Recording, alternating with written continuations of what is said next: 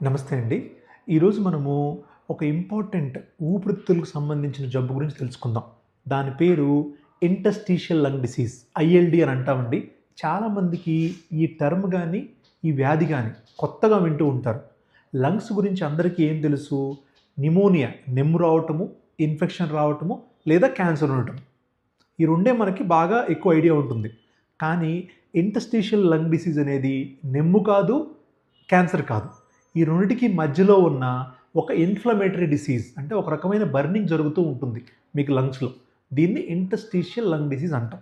ఇది ఎక్కడ ప్రాబ్లమ్ వస్తుంది ఎగ్జాక్ట్‌గా మీ ఊపిరితిత్తుల్లో అంటే, మీ విండ్ పైప్స్ దాటిన తర్వాత మీకు ఊపిరితిత్తులో మనకున్న తిత్తిది కూడా దాటిన తర్వాత ఎక్కడైతే గాలి మీకు ఊపిరితిత్తులో నుంచి బ్లడ్‌లోకి వెళ్తుందో ఆ ఏరియాలో ఉన్న టిష్యూనే ఇంటర్స్టీషియం అంటాం. అంటే రెండిటికి మధ్య అతుకుబడిన బ్యారియర్ అనుకోవచ్చు. ఈ బ్రిడ్జ్ అనేది డ్యామేజ్ అవుతుంది. అప్పుడు మీకు ఆక్సిజన్ లంగ్స్‌లోకి వెళ్ళినా కూడా అది లంగ్స్ నుంచి మీకు బ్లడ్ వెసల్‌లోకి వెళ్ళటము ఇబ్బందిగా ఉంటుంది. ఇలా రావటాన్నే ఐఎల్‌డి ఇంటర్స్టీషియల్ లంగ్ డిసీజ్ అంటాం.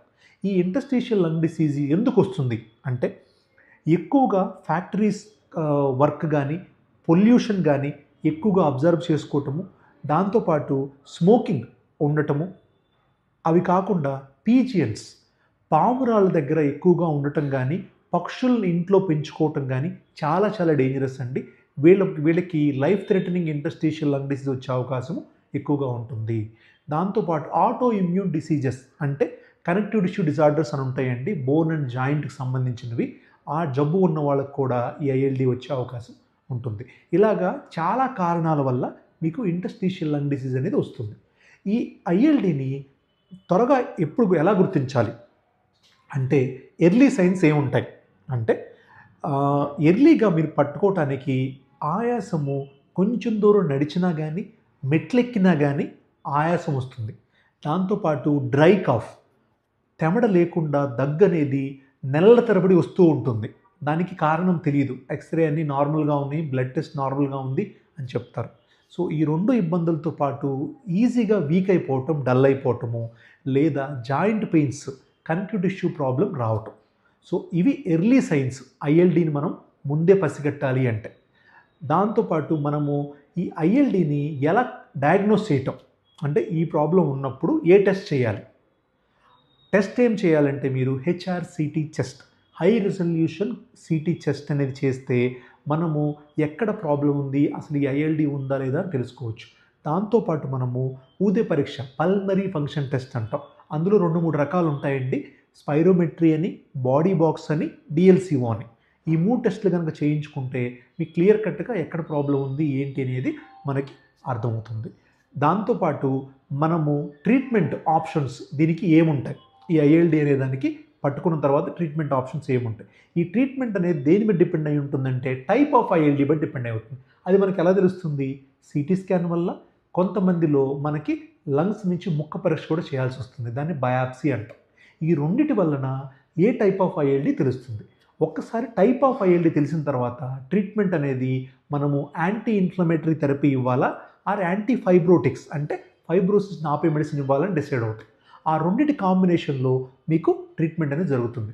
అది కాకుండా అన్ని ఐఎల్‌డిస్‌కి కూడా పల్మనరీ రీహాబిలిటేషన్ అంటే ఎక్సర్సైజ్ చేపించడం గానీ, లంగ్ ఎక్సర్సైజ్ చేపించడము, దాంతోపాటు vaccination and regular physical activity ఇవన్నీ కూడా కామన్‌గా ఉంటుంది. ఈ కామన్ ట్రీట్మెంట్ అనేది ఐఎల్‌డిస్ అన్నిటికి ఫాలో అవుతాం. దీన్ని బట్టి మనకి ఐఎల్‌డి అనేది ఎంత ఇంపార్టెంటు, ఎలా మనం డయాగ్నోస్ చేయాలి, ట్రీట్మెంట్ ఎలా చేసుకోవాలో తెలుసుకుందాం ఇప్పుడు. మనము ఈ ఐఎల్‌డిని గనక ట్రీట్మెంట్ చేయకపోతే ఏమవుతుంది అని తెలుసుకుందాం. కరెక్ట్ టైంలో ఐడెంటిఫై చేసి ఎర్లీ సైన్స్ అంటే ఎక్కువ రోజులు దగ్గొస్తుంది, ఎక్కువ రోజు వెంటనే ఆయాసం వస్తుంది. అలాంటి టైంలో గనక డయాగ్నోస్ చేయకపోతే ఇది స్లోగా ప్రోగ్రెస్ అయ్యి లంగ్ ఫైబ్రోసిస్ స్టేజ్‌లోకి వెళ్ళిపోతుంది. అప్పుడు మీరు ఆక్సిజన్ డిపెండెన్సీ అంటే ఆక్సిజన్ లేకుండా మనం బతకలేని పరిస్థితిలోకి వెళ్తాం. ఆ తర్వాత లంగ్ ట్రాన్స్‌ప్లాంట్ అంటే లంగ్స్‌ని కూడా రీప్లేస్ చేయాల్సిన సిట్యుయేషన్ వస్తుంది. సో, ఎర్లీగా ఐడెంటిఫై చేయటము ఈ ఇంటర్స్టీషియల్ లంగ్ డిసీజ్ అనేది చాలా చాలా ఇంపార్టెంట్ అండి. నేనైతే ఏం చెప్తానంటే పర్సనల్‌గా ఐఎల్‌డి ఎంత డేంజరస్ అంటే లంగ్ క్యాన్సర్ కన్నా ఇంకేదన్నా ఒకటి దానికి ఈక్వల్గా దానికన్నా ఎక్కువ డేంజర్ ఉంది, జబ్బు ఏదన్నా ఉంది అంటే నేనైతే దాన్ని ఇంటర్స్టీషియల్ లంగ్ డిసీజ్ ఐఎల్డి అనే చెప్తాను.